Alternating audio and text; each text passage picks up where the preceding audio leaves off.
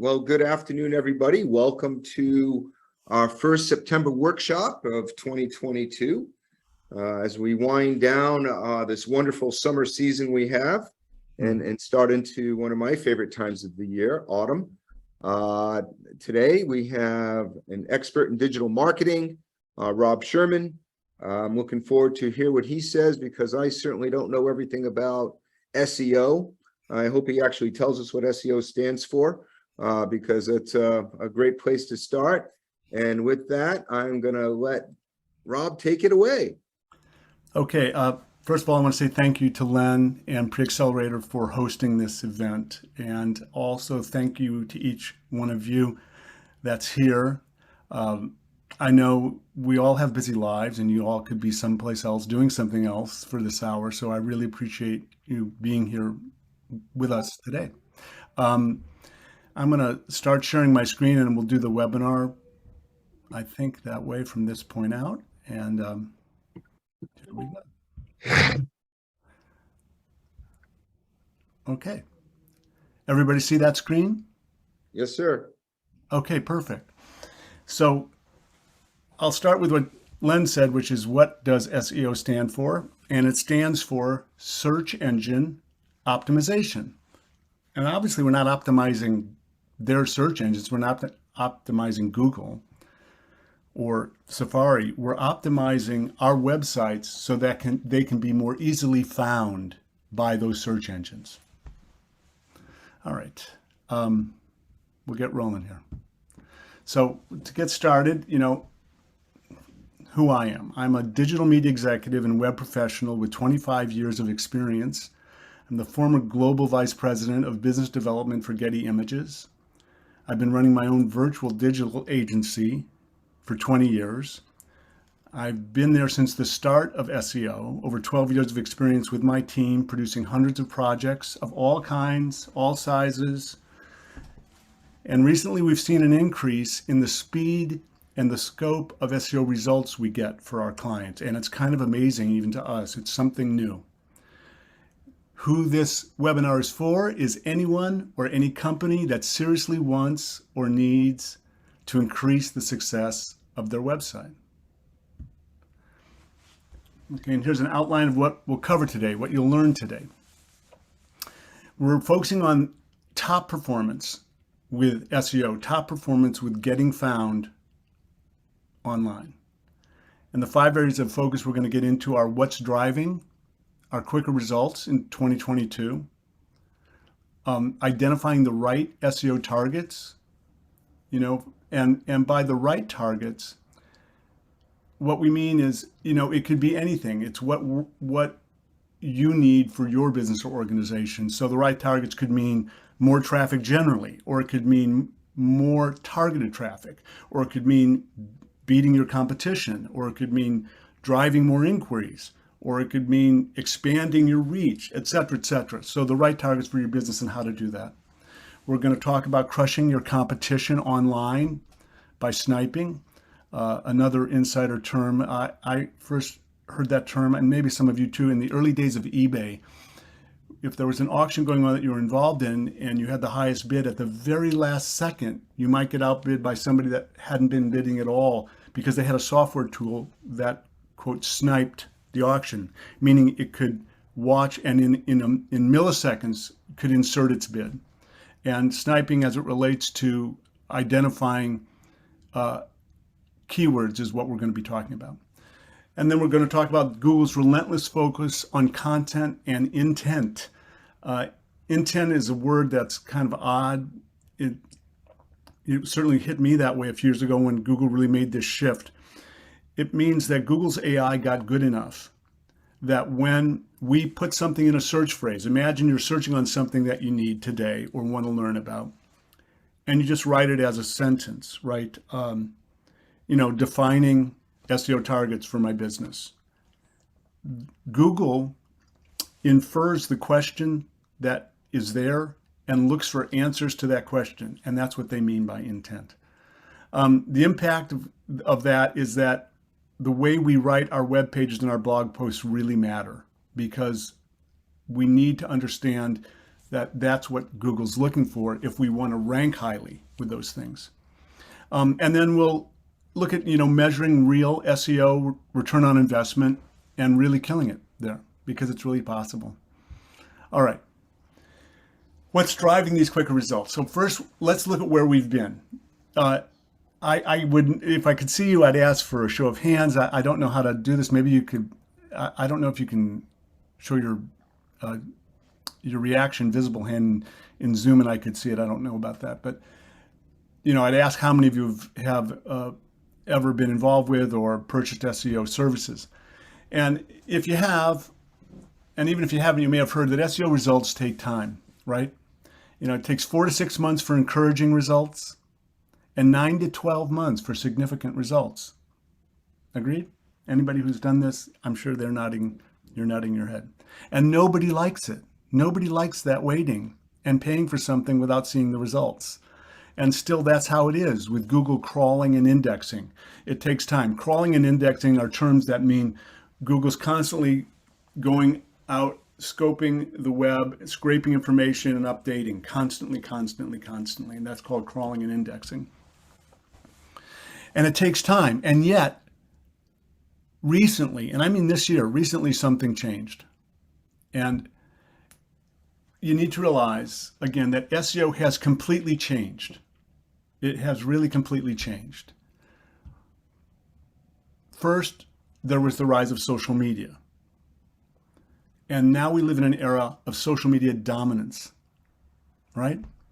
And in that era of social media dominance, what does that mean? What's that mean for us in search engine optimization? It means that virality is everything. So if people don't see your content, then your content won't work for you. It won't help you get noticed and have the people that are actually looking for your products, goods, services, or information, it won't help them find you and click on them. Okay, so more on that in a few minutes. So, earlier, like maybe a year ago or something, and maybe a little less, there we were, right? We're ready for significant results in 6 to 12 months, and that's how we'd start projects. When we discovered a new viral strategy that shortens the amount of time for SEO to start driving traffic to your website. And this was serious discovery for us. We've been in this a long time. And the results have been, well, they've been amazing to us. One client had a 625% increase in their website traffic in just 30 days. We would have been thrilled to see that in 12 months. Another had a 1,000% increase in their organic traffic in 8 months. Going from, I can't see it, but I know winding up with about 18,000. Yeah, going from about 1,000 to 18,000 in 18 months. This stuff just wasn't possible before. Now, I'm going to insert something here. If for any reason this is relevant to you already, and you're thinking about following up with me, we're looking for 3 more business owners right now that want us to take over the SEO for their company. And for any company that jumps on board within 1 week of today's webinar, the first month will be free. Unless, of course, it's a 1 month engagement, and then we'll have to work out something custom for you. Okay, so let's go back to business. How do we do this? How do we drive results in 30 days that used to take much, much longer? What techniques and tactics do we use that are available? So I want you to imagine you're one of these 3 companies we're looking for, and you just started an engagement with us, all right? Again, imagine that's you. Imagine that's you with your company or your entity or your university, whatever. I don't know who you all are and what you represent. So we'll begin by doing research on your competitors' most profitable keywords. And I'll get back to how we do that. And then leveraging those keywords by producing viral content that pushes mega traffic to your website each month. Now, by mega traffic, it means a lot of different kinds of things, right? It means lots of the kind of traffic that makes the best sense for your business. And by most profitable keywords, I want to get back to that. We mean that there's a way that we can calculate the value of traffic from organic keywords based on cost per click comparisons for the same traffic. And it's not absolutely precise. However, it's in the ballpark and certainly useful for targeting and useful for understanding the value of what's getting created. Now, again, since I can't see, I don't know if you all are familiar with that stuff. Cost per click obviously is, I shouldn't say obviously. Cost per click is jargon for paid advertising online, Google AdWords. And the way we do this is with one of the sophisticated features in available commercial software for SEO professionals like us. So it's not something others can do. I just don't think they apply it the way we do. So next step, after finding those profitable keywords that your competitors are already using, so we already know that they're profitable for their business, using that research, we begin capturing and sending you your competitors' traffic using our echo sniping technique. And that really gets into the tech weeds. So just trust me for now, for the pace of this webinar, when I say that it's possible. It's not like stealing information. It's more like observing traffic and trends with publicly available information. And instead of having to wait 6 months for your SEO results to show up, you can begin to see results in 30 days. I had a prospective client early in the summer with a big e-commerce business. And he really wanted to engage with us, but he said, Rob, I've been down this road before, and it's just the first 2 months are torture. I just can't stand spending the money and not seeing anything happen. And so, I'm thinking of going back to him soon and saying, give us a try. I think we'll surprise you in the first 30 days, but it just never used to be so. This is a big deal. And with that, when you're getting results right away, you start to, you can see up to a 500% increase in the number of clicks you're getting from Google every week. And you can stop worrying about why your outdated SEO strategies didn't work and aren't working and focus on building your business. Yes, Lynn, I see. Do you have a question or anything? All good? Great, thanks. All right. So this all begins around keyword strategy, right? I've been talking a lot about that in the first phase of this webinar. And while we like page one Google keywords results as much as anyone, in other words, you've optimized a service page that you offer, a Preccelerator. It could be, funding for startups. I don't really know what Preccelerator does specifically enough, so I'm just guessing here. And you want people in the West Coast, certainly the Southwest region, if not California or even Los Angeles County, that when they put something like that in, funding for startups, you come up on page one. So you have a chance of clicking, because page 2 and beyond is like, it's like Death Valley. We just don't go there, not measurably. None of us, not here, not in any other country. Most results happen from page 1 by far, certainly over 90%. And we like page 1 results, but when we do an SEO engagement, we really focus on positions 1, 2, and 3. Really, really do. And we focus on those because that's where all the action is. I'll get to that in a second. And we report your rankings for those positions to you with 100% transparency each month, so you know exactly what we're doing. And again, one more word on transparency. We report to you with 100% transparency each month, so you know exactly what we're doing. And I say this again, and pardon me for asking, but for those of you who have an SEO provider now, or who have had SEO providers, did you or do you know now exactly what they're doing? I wish I could see a show of hands, because I have no idea what the answer is, but it's not common. It's common to get reports. It's not common to understand and have the reports be useful. Okay. Again, why are Google 3 top positions so important? Well, when you look at the statistics and the data, Google keyword ranking of number 1 achieves a total click volume for that term, whatever term. I'll keep using a Lens Preccelerator as my example. Startup funding. Google page one ranking receives a total click volume of 22 to 33%, regionally or globally, depending how you position that term on your page. And that's an incredible thing. By the time you get to Google position 3, it drops to 10 to 12%. Still a great result. That is a great amount of traffic. But you can see it's a pretty big drop. It's 1/3. And it goes down to single digits below number 3. And while all top 10 positions are important because of something called post-click volume, it's healthy throughout, to capture upwards of 25% for the term that you want to rank for, it's best to aim for, positions 1, 2, or 3. And it all adds up. Once somebody clicks on your page, there's something that's called post-click activity. It's also referred to as click-through rates. And the click-through rates for positions 1, 2, and 3, once they're at your site, are phenomenal.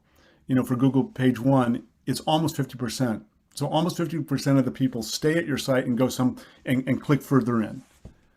Or if it's a product, they go to the detail page, or perhaps they already put it in their cart.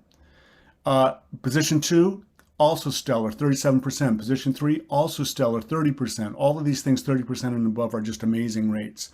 And then you can see it really falls off precipitously by position 4 and 5, 9%, and even 11% at position 5 compared to almost 50% at position 1. Without laboring over the numbers, you can see why we are excited to get your most important, most profitable keyword terms showing up in positions 1, 2, and 3.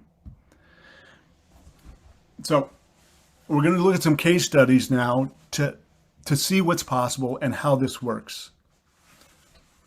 So here's a typical real world result from one of our current clients. And this is not our biggest client. And it's not one of our most astounding results. This is a typical client with typical results for the last couple of years. They'd wasted a ton of money with other SEO companies. What do I consider a ton of money? Well, with the prior one to us, they were spending $4,000 a month. So that's, $48,000 a year. When we took over in the last 12 months, we achieved for them 175% increase in organic traffic, 141% increase in organic keywords. Now get this, over 400 keywords on Google page 1 and 88 keywords with positions in 1 to 3. And this firm has several services, so there's a lot of things to optimize, and that's how I end up with so many keyword positions, 1 to 3.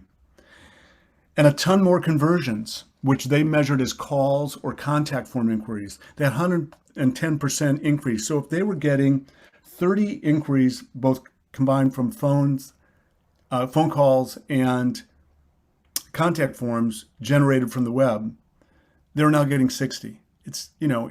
That's real ROI. That's real business increase.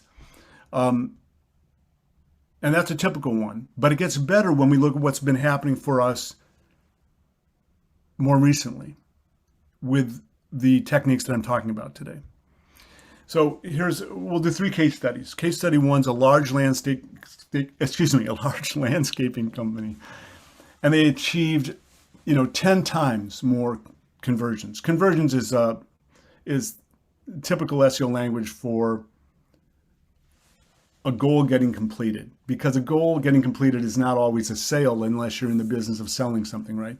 It could be a bona fide prospect asking for a proposal. That could be a conversion in a B2B service business. So that's why that term is used. So here's this landscaping company doing great work, having wealthy homeowners and significant businesses in their region as their target market. And what they were facing was intense competition. They'd been around a long time. They had been relying on referrals, but it was no longer working. They were, their growth was pretty flat.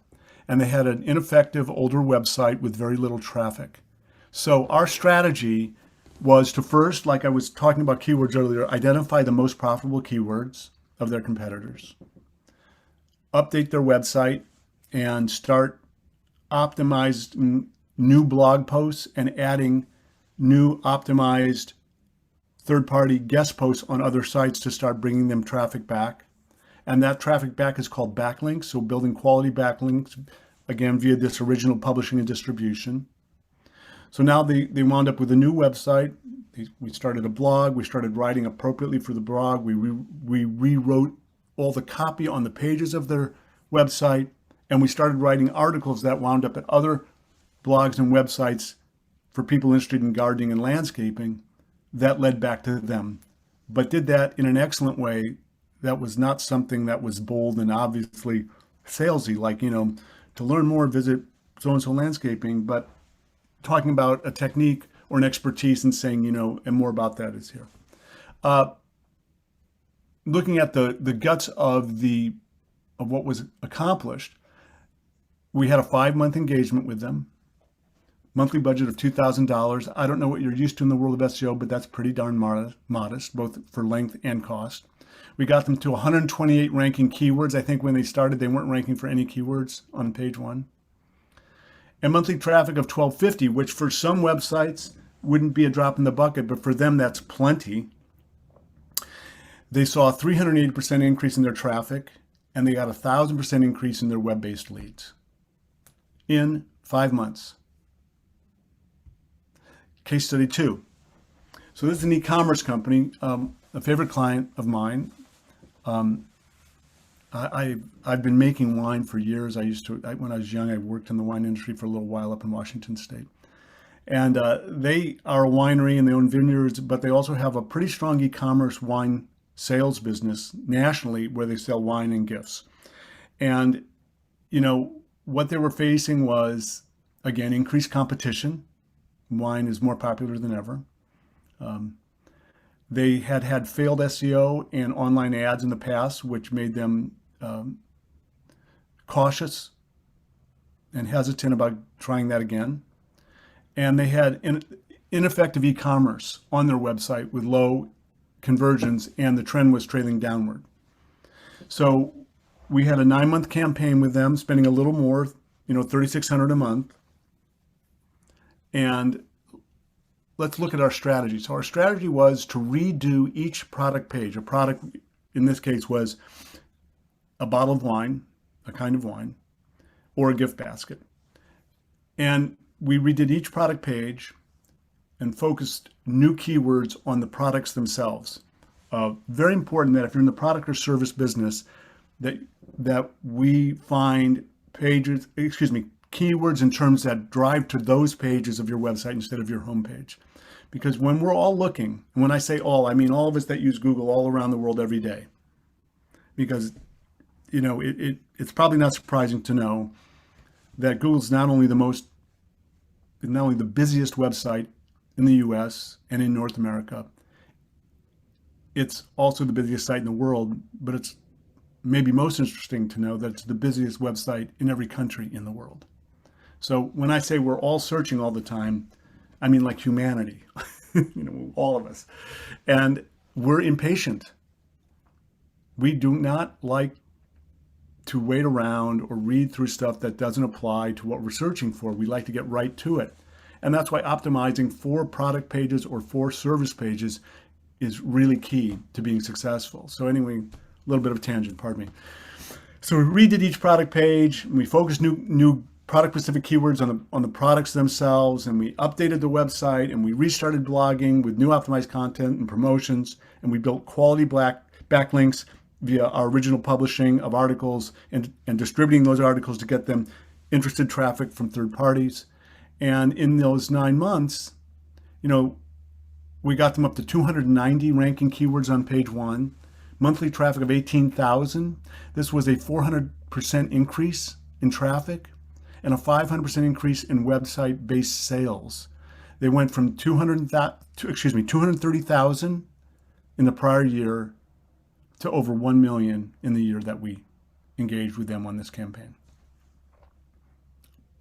It was a great campaign. All right, this is going to be my final case study, and I'm diving into this because it's very different than what we think of when we just have a casual look at SEO. We think of SEO is probably good for this, but not that, or SEO is good for that, but not this.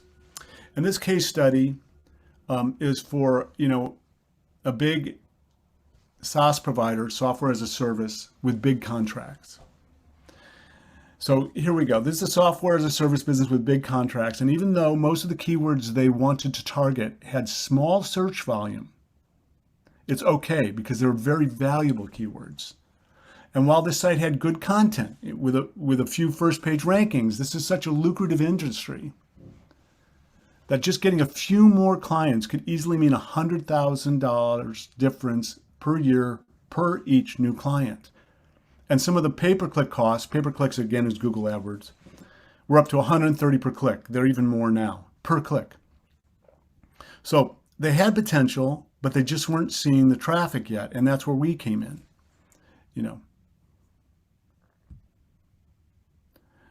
So we started with an SEO audit, and we completed our standard SEO audit to determine their strengths, and they had a strong website, and what was missing. They had a well-defined, user-friendly website, but they had insufficient backlinks, no real juice there, no people coming to them because they were showing up in other places online. And they had some traffic, but just not enough. So we implemented an effective link strategy, including consistent writing of properly optimized content, because we talked earlier about how important it is to write in a way that addresses the intent of the people looking for you, and build quality backlinks via original publishing and distribution. So we did all that, right? Yeah.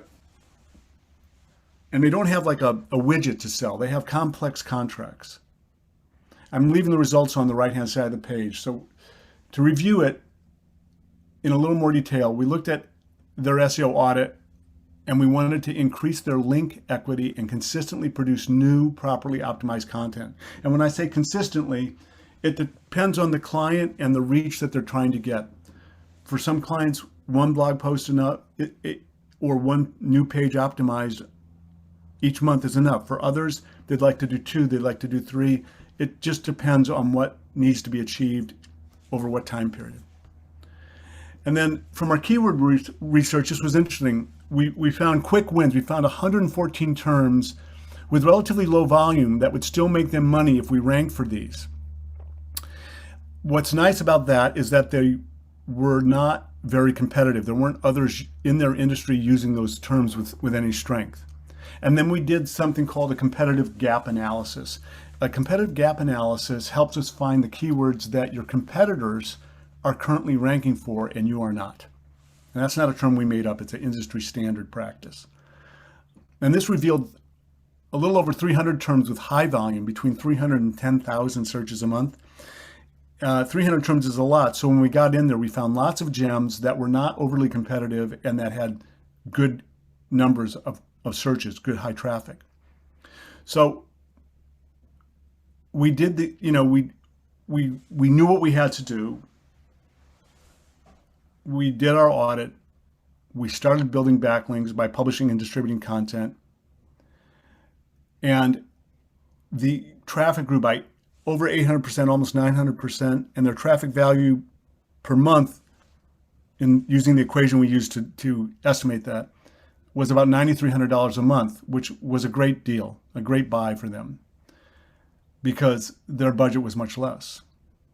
Now let's look at what that looks like on a monthly basis. I'm going to dive into the weeds just for one slide. So here's what it looks like for 3 months. One guest post using an exact match with one of the easy win keywords. Another guest post with an exact match with another easy win keyword, because we said there was over 100 of them. One growth medium. We call our backlink package the growth package because we think backlink is a little too geeky. So this is backlinkings and these are industry terms, naked, brand, and partial match backlinks. And we have a medium and a strong package.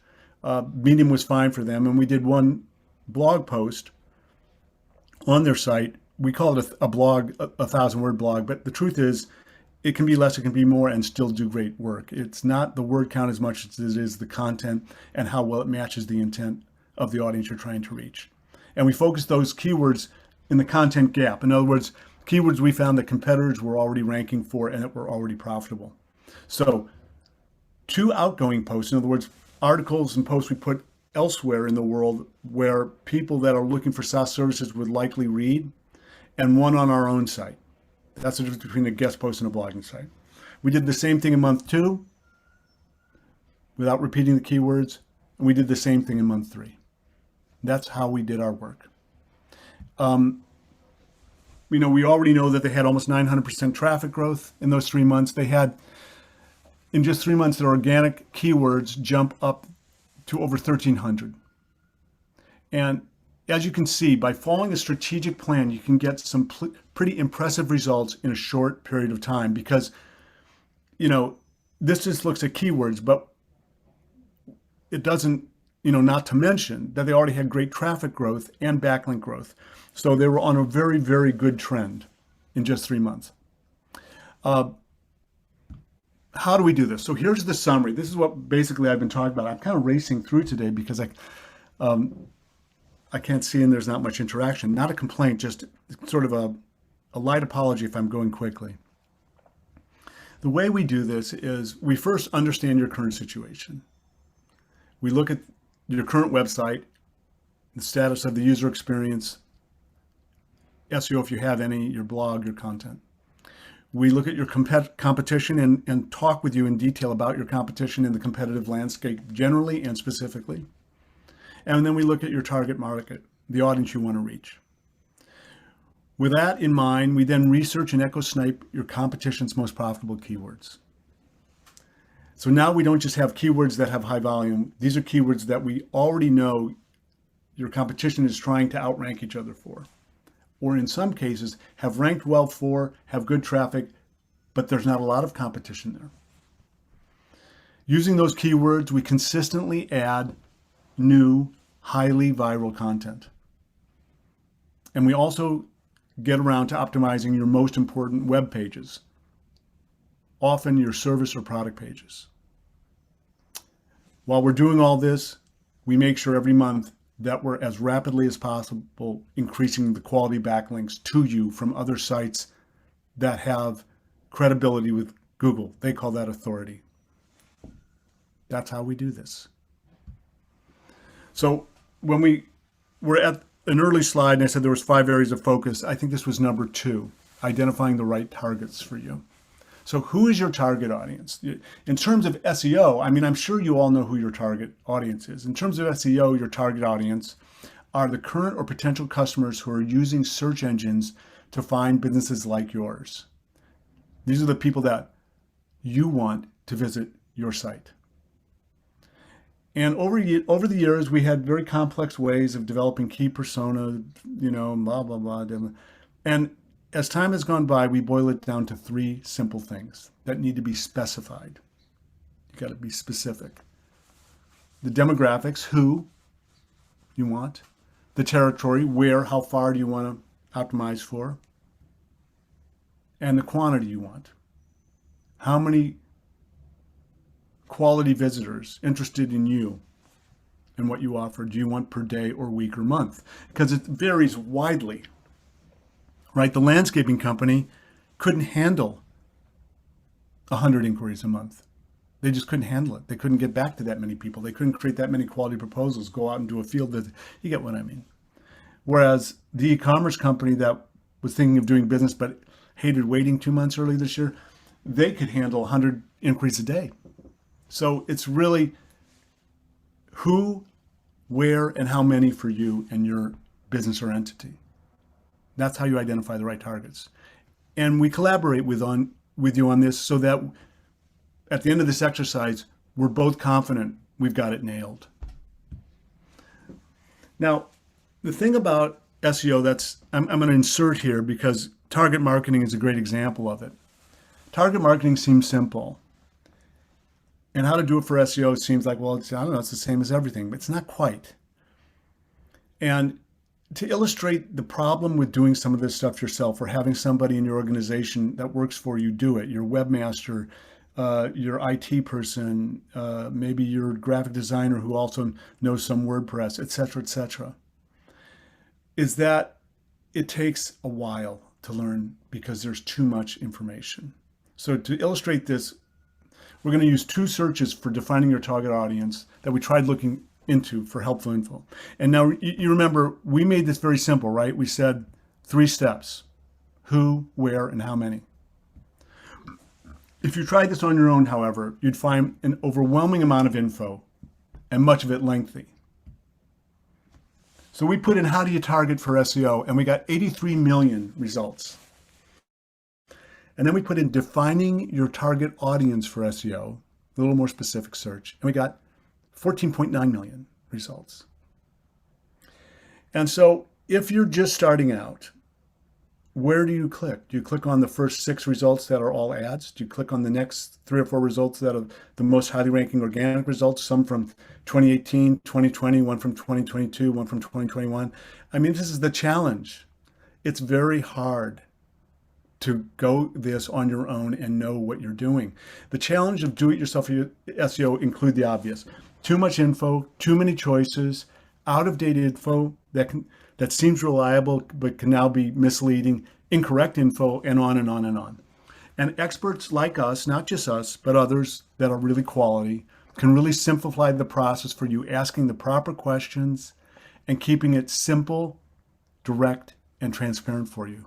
And most importantly, delivering real results, the kind of results we say we will. Okay, back to the business of my initial outline. So I said we talk about how you crush your competition. We use a technique that we refer to as echo sniping to find your competitors' profitable keywords.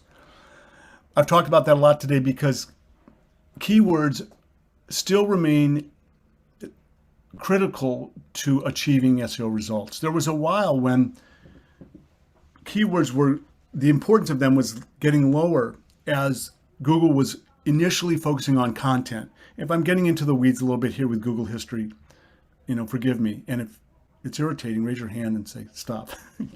But when that started to happen, those in the field of SEO who had been there for a while said, it looks like keywords and locations are getting less important in the matrix of factors that Google's looking for to measure what result to deliver when you put in a search.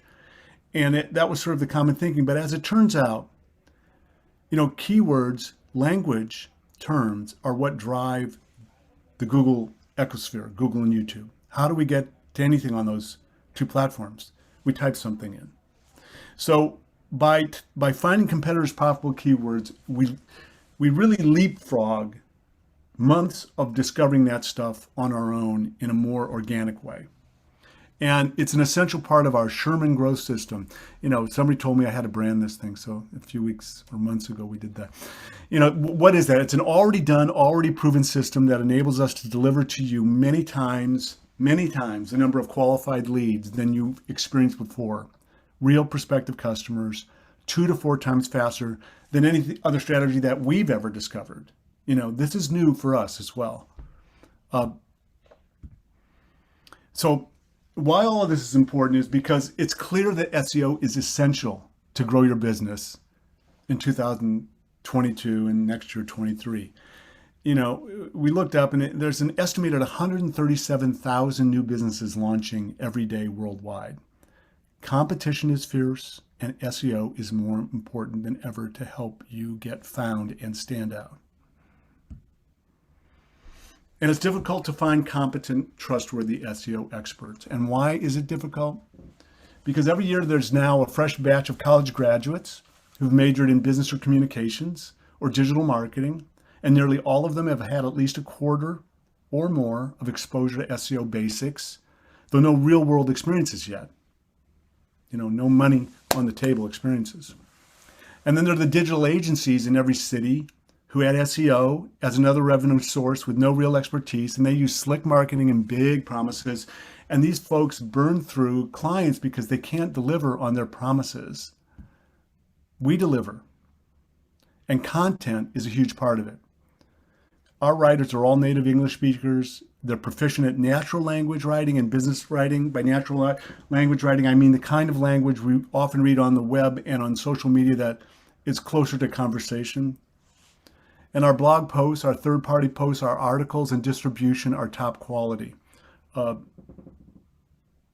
the 5-month engagement with the landscaping company, we did guest posting, these third-party posts for them in the first 3 months.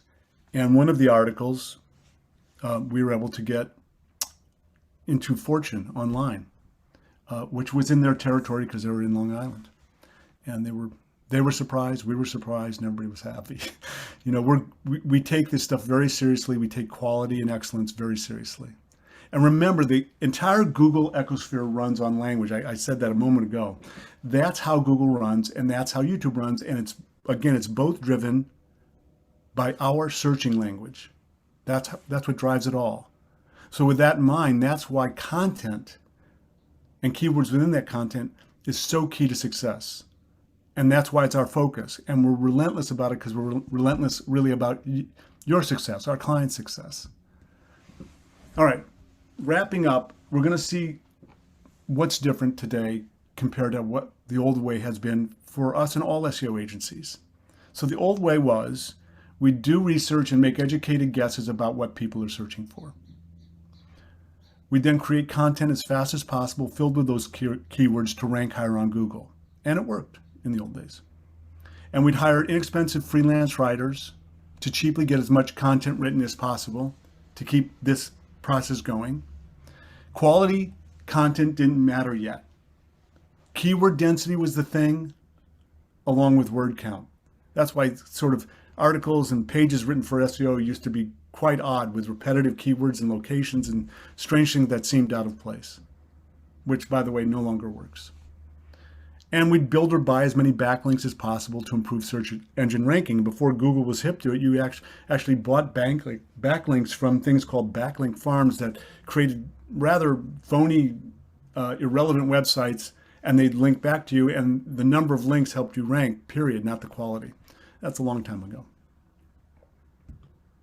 But now there's so much content being created a day, and often the content you've created, including good content, is lost in the noise. Plus, Google standards are so much higher. They have always improving AI. It's self-improving. So your content needs to be excellent. So the new way is, instead of making educated guesses, we use software to analyze your key competitors and find keywords that are already proven to be profitable, that have value. And then we laser focus your content on those keywords because we only want to rank for terms that lead to sales. I should have used the word revenue or growth, because it depends on the organization what word you use, but I think growth is where it's at. We use what I refer to as in-house writers. My team, there's no in-house to be at, but people that have worked with us for years, that are native English speakers, to create content that can go viral on social media. And we create high quality content designed to give value to your audience and build trust with your ideal customers, and this keeps them returning. This is the old formula from Seth Godin, a marketer who wrote a book called Permission Marketing, and I think it was 2000 or 1999. The idea that you give value to your audience before you ask for anything in return, then they become loyal to you and they keep returning. And we use, again, our in-house writers to create guest blog posts that go out to the world, that cause backlinks to you, plus create more content out there that leads back to your website.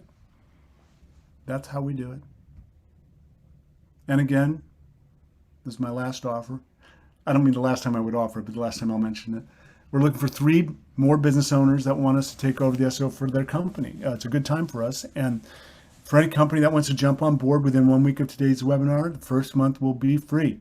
So if that's interesting, please follow up. Let me see, on time, I'm doing good. If you have more questions about SEO for you or your company, call, email, or text me. There's my info. I could put it in the chat if you'd like. If we get into Q&A, I'll do that. I'll count to 10 and then I'll say thank you. 1, 2, 3, 4, 5, 6, 7, 8, 9, 10. So thank you, and I'll stop screen sharing. And if we have some Q&A interest. Does anybody have any questions for Rob? So Robin, in your discussion, you talked about how you do it with in-house writers and such, and having a creative team within your agency. For people who have tried to do this on their own and write their own content because they know their product the best, Yes. what kind of review, or when you work with a client, how do you take what they've already put up there and try to refine it? Well, we look at first of all, we assess the keywords that are going to drive that content to rank highly, right? Of what they already have, so you're going to actually do a deep dive and look at what they already have online Yeah. and see how optimized are they already. Yeah, exactly. And sometimes you're surprised. We have a popular, or I should just say successful, plastic surgeon in Manhattan who's got another office in the Hamptons. She does very well, and she's also a person of great intelligence and high integrity. She's really a remarkable kind of person on several boards and blah blah blah. And we did a deep dive, and it turned out that her Botox page was ranking very highly, had a lot of traffic, and the keywords Botox in New York City was bringing people to her site, but none of them were actually getting Botox treatments. They were actually contacting her to find out what else she does in that area, because Botox is a little bit old-fashioned. And neither she nor we would have guessed that that was going to be a term that had value for us. We thought the newer products, the newer techniques was where all the traffic would be. So we do a deep dive like that.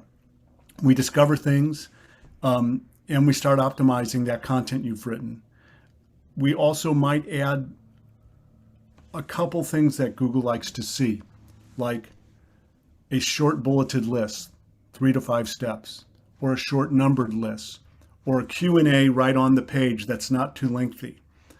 We might add a video if you have any media assets that are a fit, or even if it was a third-party fit from a YouTube video, if it was relevant, that was informative and not too long, we might place that there.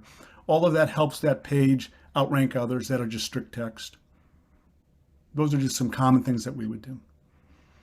We would also look at the headings and subheadings throughout the page, because that's the first thing that the search engine does when they're assessing and indexing the page. So we would make sure those are really spot on.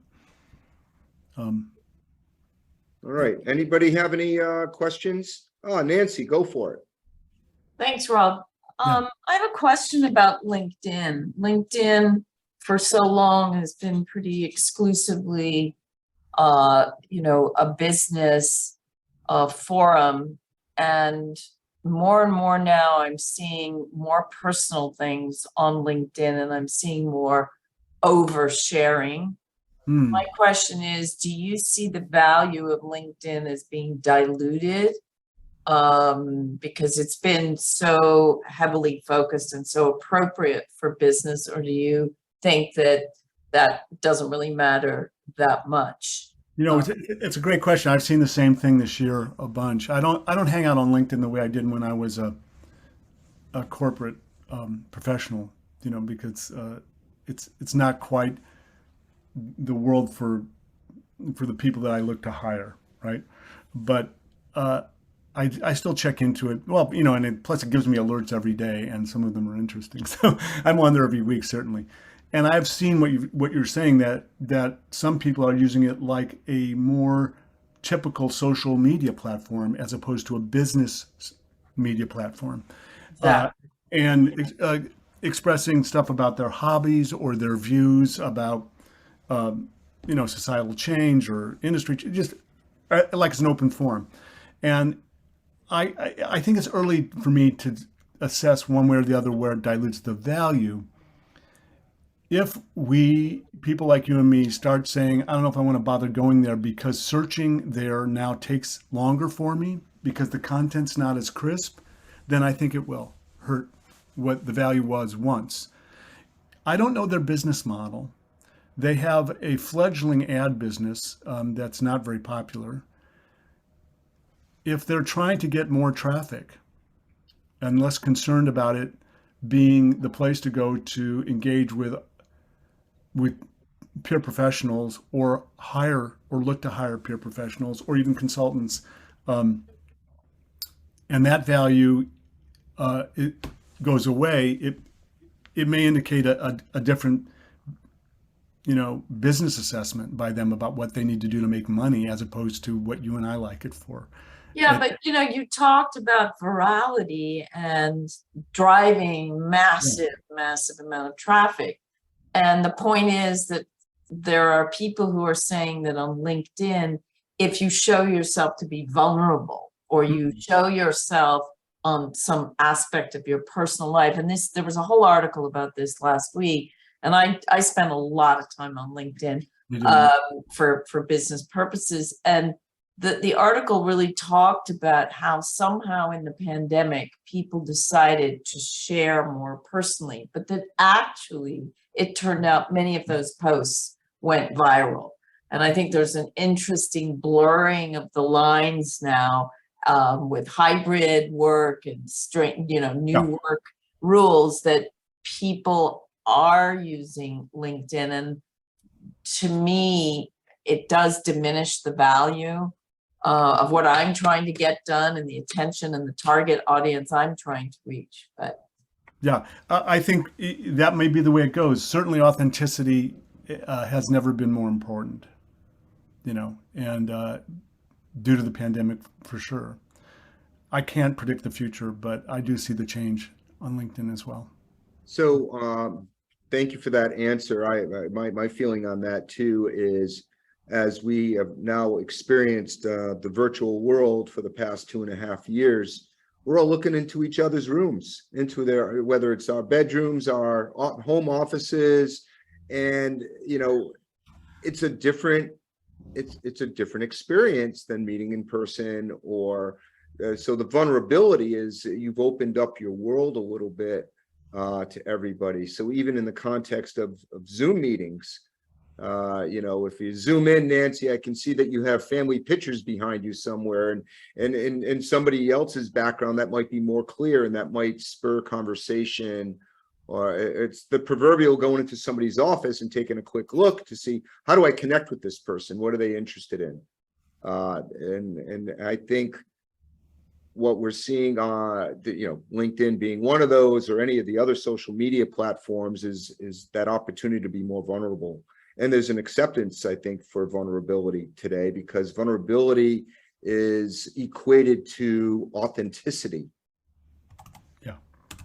Trustworthiness. And trustworthiness, right? At least maybe that's the psychology today, answer to that question of why. So I think Brittany has a question. So Brittany, why don't you go ahead and ask? Hi, yes, thank you.